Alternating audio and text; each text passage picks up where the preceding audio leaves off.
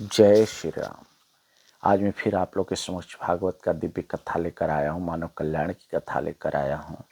और आज की जो कथा है बहुत ही दिव्य कथा है। आज की जो कथा है कि जो ईश्वर के नाम पे दान रूपी धन दूसरों से लेते हैं, क्या ये उचित है? और ये उचित है तो किसके लिए उचित है? ध्यान दीजिएगा। कोई अगर भगवान के नाम पे किसी दूसरे से धन ले रहा है तो क्या ये उचित है? और उचित है तो किसके लिए बना है लेना? कौन ले सकता है? और दूसरी बात, और जो हम धन लेते हैं ईश्वर के नाम पे, वो किससे लेना चाहिए, किस व्यक्ति के द्वारा लेना चाहिए हमें? बहुत ही महत्वपूर्ण कथा है आज। चलिए हम शुरू करते हैं। आपको पहले मैं सीधी बात बता दूं कि एक व्यक्ति दूसरे व्यक्ति का नाम लेकर, ध्यान दीजिएगा, बहुत गौर से ये बात सुनिएगा, एक व्यक्ति किसी और व्यक्ति का नाम लेकर कोई अपना कार्य सिद्ध करता है। ध्यान दीजिएगा, चाहे कोई भी कार्य हो और उस व्यक्ति को पता न चले। ध्यान दीजिएगा, किसी दूसरे व्यक्ति का हम नाम लेकर कोई ऐसा कार्य करते हैं और वो कार्य हम गलत कर रहे हैं, उसका नाम लेकर हम चाहे वो कोई भी कार्य कर रहे हैं और कार्य हम गलत कर रहे हैं, नाम उसका आ रहा है। ध्यान दीजिएगा, और जब उस व्यक्ति को पता लग जाता है कि हमारा नाम लेकर ये लोग गलत कार्य कर रहे हैं तो क्या करता है? ध्यान दीजिएगा, जब उस व्यक्ति को पता लग जाता है कि हमारा नाम लेकर, मेरा नाम लेकर ये लोग गलत कार्य कर रहे हैं तो वो व्यक्ति क्या करता है? अगर उसके पास ताकत है तो आपके साथ लड़ेगा। ध्यान दीजिएगा, परंतु निर्बल है, उतना ताकतवर नहीं है कि आपके साथ लड़ सके हो, तो क्या करेगा? वो कानून का सहारा लेगा। और कानून क्या करेगी कि आपको सजा सुनाएगी। जो गलत व्यक्ति गलत कर रहा था उसको सजा सुनाएगी, ठीक है, कोर्ट उसको सजा देगी। वही बात ईश्वर का के आगे भी यही बात आता है। ध्यान दीजिएगा, अगर हम ईश्वर का नाम लेकर, ध्यान दीजिएगा, अगर हम ईश्वर का नाम लेकर धन अगाह करते हैं और उस धन को हम गलत जगह इस्तेमाल करते हैं तो उसका परिणाम क्या होगा ये आप खुद समझ सकते हैं। जब एक आम इंसान, एक मामूली इंसान छोड़ नहीं रहा है क्योंकि उसका नाम लेकर आप गलत कर रहे हैं, तो ये बताइए जगत के पिता जो सारी सृष्टि की रचना जिसने कर रखी है वो क्या करेगा?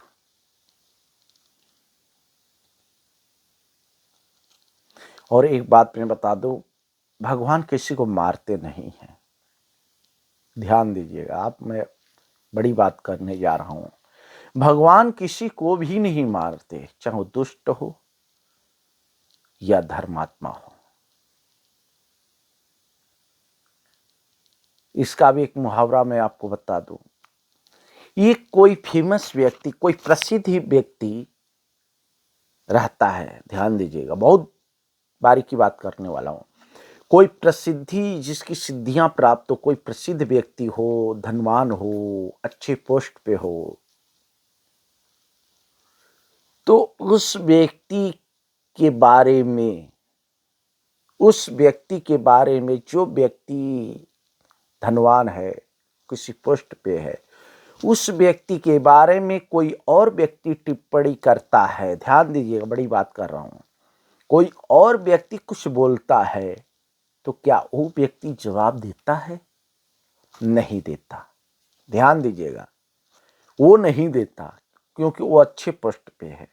अगर वो जवाब देगा तो क्या रह जाएगा? और दूसरी बात, वो ये सब छोटी बातों को नजरअंदाज कर देते क्योंकि इतने ऊंचे पोस्ट पे हैं, इतने धनवान हैं, लोग अपनी इज्जत को भी मरते हैं। देखिए, तो वहां क्या समस्या आती है कि जो उस व्यक्ति की चेले चपाटी जो होती हैं, ध्यान दीजिएगा, जो उसके अंडर में कार्य करते हैं, वो क्या काम करते हैं, वो आगे आते हैं। ध्यान दीजिएगा, वो व्यक्ति नहीं आता जिस व्यक्ति के बारे में टिप्पणी की गई है, वो व्यक्ति आता नहीं, क्योंकि उसको इतना समय नहीं, उतना फालतू की बातों को ध्यान नहीं करना है। वो अपने कार्य में लिप्त है, अपना कार्य कर रहा है। परंतु जो उसके साथ कार्य करने वाले अदर व्यक्ति हैं, वो सामने आते हैं। ध्यान दीजिएगा, आते हैं। वो चाहे कैसी भी समस्या हो, उसके साथ वाले व्यक्ति आते हैं समस्या को दूर करने के लिए। उसी तरह ईश्वर और मानव का भी यही, जीव का यही रिश्ता है। आप ईश्वर के बारे में गलत कह रहे हैं, गलत बोल रहे हैं, गाली गलौज कर रहे हैं, तो भगवान आपको सजा नहीं देंगे। अगर आप सोचेंगे कि हमको भगवान के बारे में मैं गलत बोल रहा हूं तो भगवान हमें सजा देंगे, परंतु ये आप अपने दिमाग से निकाल दीजिए कि भगवान कभी आपको सजा देंगे, क्योंकि भगवान ऐसे नहीं है। पहली बात तो भगवान को ये सब मतलब ही नहीं है, इन सब फालतू बातों के लिए कि तुम क्या कह रहे हो, क्या नहीं कर रहे हो और क्या कह रहे हो, ठीक है। परंतु ईश्वर का पुत्र सारा संसार है, जितने जीव हैं सब ईश्वर के बच्चे हैं। ध्यान दीजिएगा, ठीक है। मनुष्य जो कार्य नहीं कर सकता वो देवता करते हैं। ध्यान दीजिएगा, देवता किसके पुत्र हैं? तो परमपिता परमात्मा का ही है। ध्यान दीजिएगा, मनुष्य एक बार रह जाएगा कि चलो अब इस झंझट में कौन पड़े जी, हम तो इतना समय नहीं है, हम कौन इनसे लड़ाई मोलने जाए, चलो जाने दो, भगवान के नाम पर ठग रहे हैं, भगवान को गाली दे रहे हैं, कुछ बोल रहे हैं, हमें इसको मतलब नहीं है, हम क्यों फंसे। ध्यान दीजिएगा, क्योंकि एक व्यक्ति दूसरे व्यक्ति को दबा सकता है, परंतु देवता लोग जो हैं, जिनको अलग अलग कार्यभार संभालने को जिम्मेदारियां मिली हैं, तो उनको तो कोई दबा नहीं सकता। मानव में तो इतनी हैसियत नहीं है। ध्यान दीजिएगा, मैं बता रहा हूं आपको, बहुत दूर की बात। तो भाई वो तो तुम्हारे साथ कुछ भी कर सकते हैं ना। आप ईश्वर के बारे में कुछ कह रहे हैं या ईश्वर के नाम लेकर कुछ कर रहे हैं, तो भगवान तो कुछ करेंगे नहीं, परंतु जो उनके बच्चे हैं, एक बाप को अगर कोई गलत बोलता है तो उसके पुत्र को कितना गलत लगता है कि मेरे पिताजी को इसने गलत बोला है। और अगर आप उस परमपिता परमात्मा का नाम लेकर धन अगाह कर रहे हैं, तो उसका निष्कर्ष क्या निकलेगा? आप अपने ऊपर खुद सोच लीजिए इस बात को। एक आम व्यक्ति आपको नहीं छोड़ता, दूसरे व्यक्ति को, मामूली व्यक्ति, तो हमारे परमपिता परमात्मा जगत पिता, सारे जीवों का एकमात्र पिता वो है। तो बताओ कैसे कोई छोड़ देगा? क्यों? आप खुद सोचिए इस चीज को। और आगे ये धन किसको लेना चाहिए? भगवान के नाम पे आजकल लोग कहते हैं दान दिए धन ना घटे, जो सहाय रघुवीर, ठीक है, दान दिए धन ना घटे। मतलब मैं जानता हूं दान देने से धन नहीं, परंतु दान देने का जो प्रथा चलती है, वेद शास्त्रों में लिखा है, समय काल पात्र स्थान, ये सब देखकर दान दिया करते थे पहले, परंतु इस कलयुग में, कलिकाल में ऐसा नहीं है। लेने वाला भी अशुद्ध है, देने वाला भी अशुद्ध है। लेने वाला भी अशुद्ध है। जो पात्र में आप दान दे रहे हैं, दान देने वाले की बात करो, जो दान दे रहे हैं वो पात्र अशुद्ध है, लेने वाला पात्र अशुद्ध है, ध्यान दीजिएगा, और देने वाला पात्र भी अशुद्ध है, दोनों अशुद्ध हैं। तो ये बताइए सुख शांति कहां मिलेगी? आप किसी के घर में, किसी ऐसे व्यक्ति के घर में चले जाइए, अमीर चाहे पैसे, आजकल पैसे वाले भी ये इतना कम करते हैं, उनके घर में चले जाइए, उनके घर में आप देखेंगे तो तकलीफों का घर बना है, उनका पूरा घर तकलीफों से भरा पड़ा है। आप उनके बारे में पूछेंगे तो यही कहेंगे कि हमने बहुत पूजा पाठ किया, हमने बहुत दान दिया, हमने बहुत आश्रमों में दिया, साधु संतों के दिया, पता नहीं क्या क्या करने को दिया, तो मेरी भला नहीं हो रही है। सुनिए, ये बात सुन लीजिएगा। कोई ये जानने की कोशिश की कि आप क्यों नहीं हो रही, क्या कारण है? क्योंकि वेद शास्त्र में दान देने का 100 गुना फल मिलता है। ध्यान दीजिए, दान की महत्व तो सबसे ज्यादा है, क्योंकि स्वयं भगवान बलि के यहां दान मांगने आए थे। दान की प्रथा सदियों से चली आ रही है, परंतु दान देने का जो पात्र होना चाहिए वो शुद्ध होना चाहिए, जो लेने वाला पात्र होना चाहिए वो भी शुद्ध होना चाहिए, तब जाके इस दान का महत्व, दान का फल मिलता है। ठीक है, परंतु आज का समय ऐसा है कि दान लेने वाला भी अशुद्ध है, देने वाला भी अशुद्ध है। लेने वाला कैसे अशुद्ध है? वो ईश्वर के नाम पे दान ले रहा है कि हम भगवान के लिए करते हैं, हम भगवान के लिए वो करते हैं, परंतु वो कितना सत्य बोल रहा है, सत्य भाषा प्रयोग कितना कर रहा है, वो आप नहीं देख सकते। क्योंकि आप इसलिए नहीं देख सकते क्योंकि आपकी आंखों के ऊपर धन रूपी चश्मा लगा रखे हैं। जो धन रूपी चश्मा होती है वो आप अपनी आंखों के ऊपर लगा रखे हैं, इसलिए आपको वो दिखाई नहीं दे रही है जो आपको दिखना चाहिए। आप दान दे दिए और दान लेने वाला दान ले लिया, वो तो लेके चला गया। और अगर जो लेकर ये कि ईश्वर के नाम पे दान लिया है, तो ये समझिए, उससे भी पूछिएगा कि उसके ऊपर क्या बीत रही है। ध्यान दीजिएगा। और जो दान दिया है उससे भी पूछिएगा उसके ऊपर क्या बीत रही है।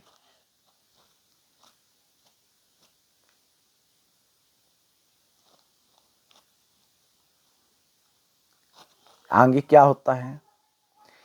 तो इसमें कोई बख्शा नहीं जाता है, ध्यान दीजिएगा, चाहे जैसा भी पात्र हो।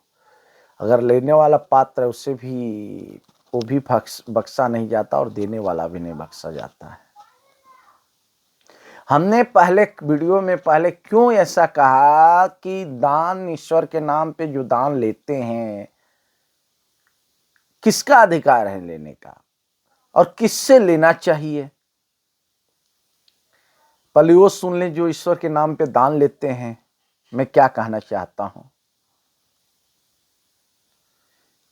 ईश्वर के नाम पे वही दान ले सकता है जो उसके काबिल हो। काबिल मतलब क्या?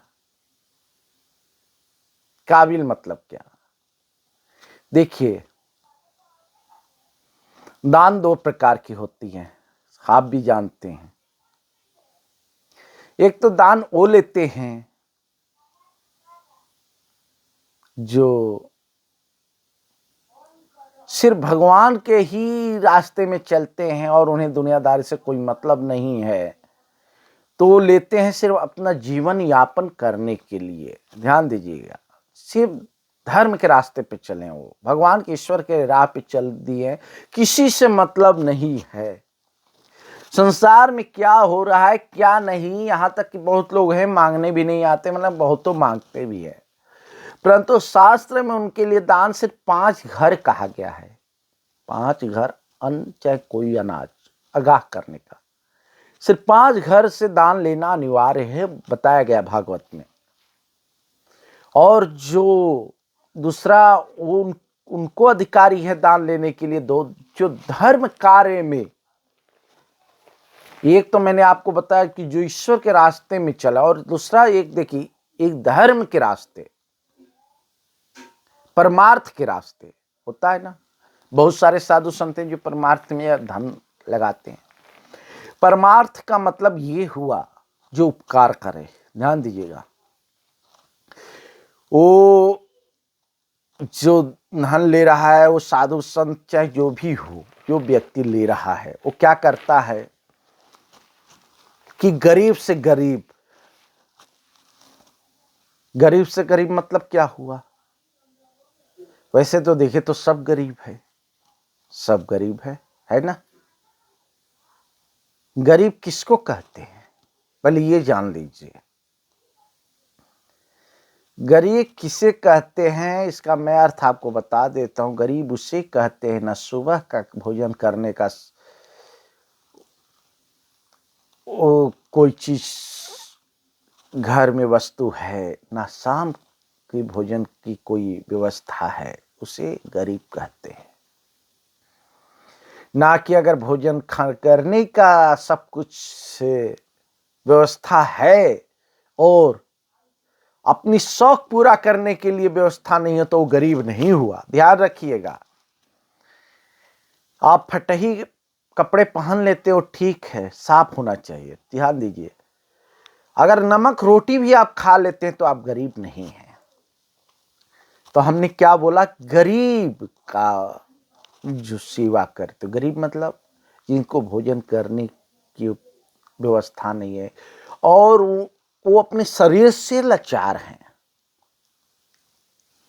शरीर से लाचार हैं, उनकी सेवा कोई अगर व्यक्ति चाहे संत हो या कोई मनुष्य हो उनकी सेवा करता हो, अपने स्थान पे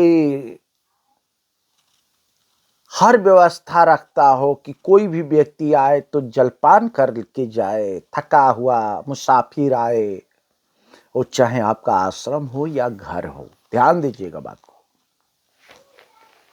चाहे वो आश्रम हो या घर हो, आपके घर पे कोई अतिथि आए और जलपान करके विश्राम करके जाए, वो उसे परमार्थ कहते हैं। ध्यान दीजिएगा।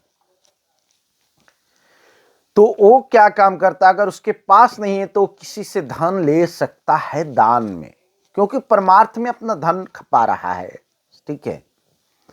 परंतु आज के लोग ऐसे हैं कि धन ले लेते ईश्वर के नाम पे, परंतु अपना घर भरते हैं और ना जाने कहां कहां खर्च करते हैं।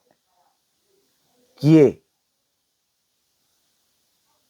तो जो अगर दान देते हैं उनको, उनका कर्तव्य ये बनता है।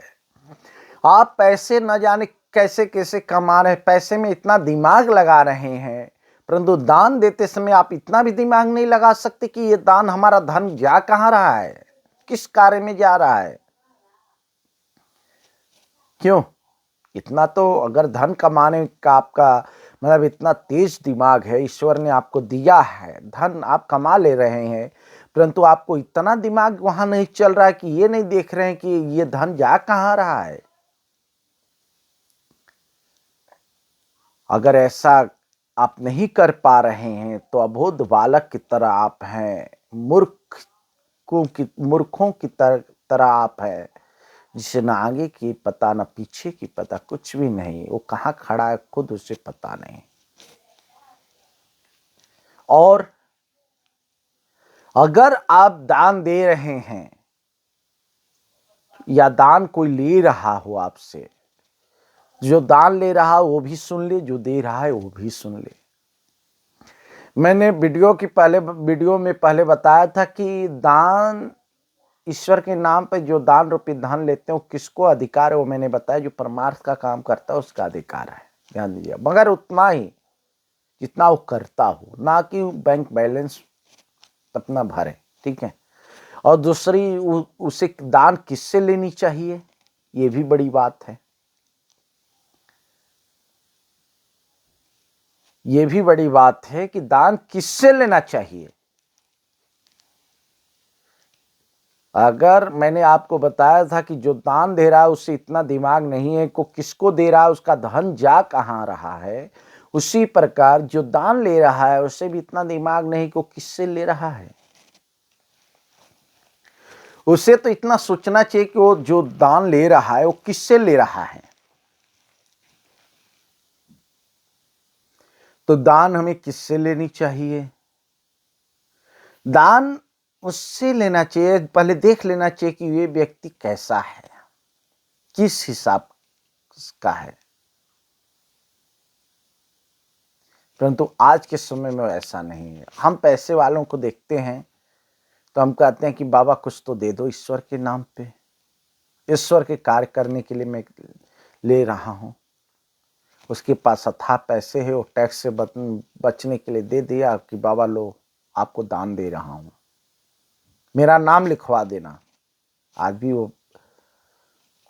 वो चल रहा है ना कि आप कितने लाख दे रहे हैं, आपका नाम छप जाएगा, आप देख कर एकदम खुश हो जाओगे।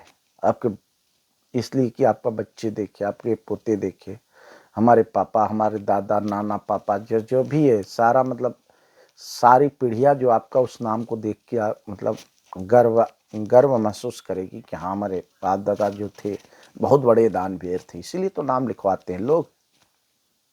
यही तो कारण है ना। परंतु दान लेना चाहिए हमें उस व्यक्ति से कि जो अपने परिश्रम से शास्त्रीय हिसाब से धन कमाया हो। ठीक है,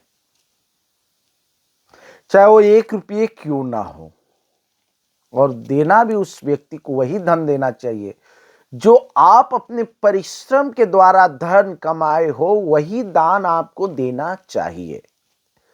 क्योंकि आपको मैं पहले पे वीडियो में बता रखा हूं कि भगवान किसी के पाप नहीं लेते हैं। अगर आप सोचेंगे कि हम अपना धन देकर भगवान को खुश कर लेंगे तो ये आपकी भूल है। भगवान पाप की कमाई हुए धन और पाप किया हुआ वो कुछ भी स्वीकार नहीं करते हैं। भागवत में पढ़ लीजिएगा, भगवान कभी ये सब पाप को और पाप रूपी कमाया धन को स्वीकार नहीं करते हैं, ना उस धन से कुछ खाते भी हैं। ठीक है, इसलिए जो दान ले रहे हो वो पहले सोच समझ के उस व्यक्ति के पास जाए, पहले जान लें कि इस व्यक्ति ने किस कार्य से धन को इकट्ठा किया है, क्या कौन सी कार्य करके हैं। गलत कार्य तो करके नहीं कमाया है। और देने वाला अगर सात्विक है तो वो भी देख ले, सोच ले कि जो हमारा धन जा रहा है वो किस कार्य में जा रहा है। और दूसरी बात, जो हमारा धन जा रहा है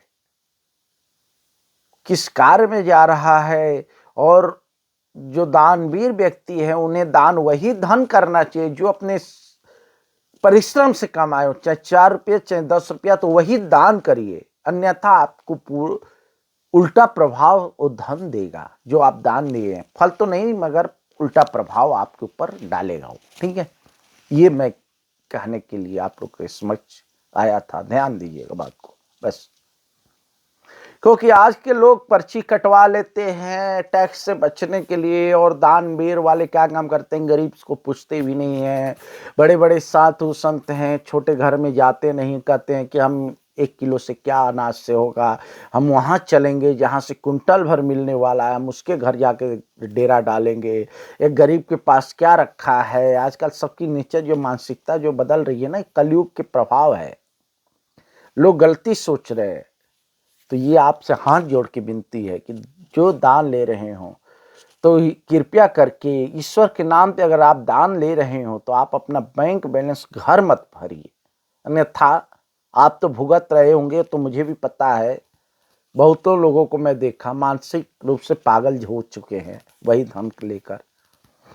परंतु जो दान दे रहे हैं उन व्यक्ति से हाथ जोड़कर विनती है कि आप दान दे रहे हैं तो पहले ये जान लीजिए कि वो धन जो आपका जा रहा है वो कहाँ किस घर में जा रहा है और किस जगह जा रहा है, किस कार्य में लगेगा। और आप दान दे रहे हैं तो वही धन दीजिए जो आपने खुद अपने परिश्रम के द्वारा कमाया हो, क्योंकि भगवान पाप कभी स्वीकार नहीं करते हैं। पाप रूपी धन नहीं, पाप भी नहीं। ठीक है, भगवान हमेशा पुण्य स्वीकार करते हैं। इसलिए आप अपना परिश्रम से कमाया हुआ धन ही किसी को दान दीजिए। ठीक है, बस मुझे इतना ही कहना है। जय श्री राम, जय श्री राम।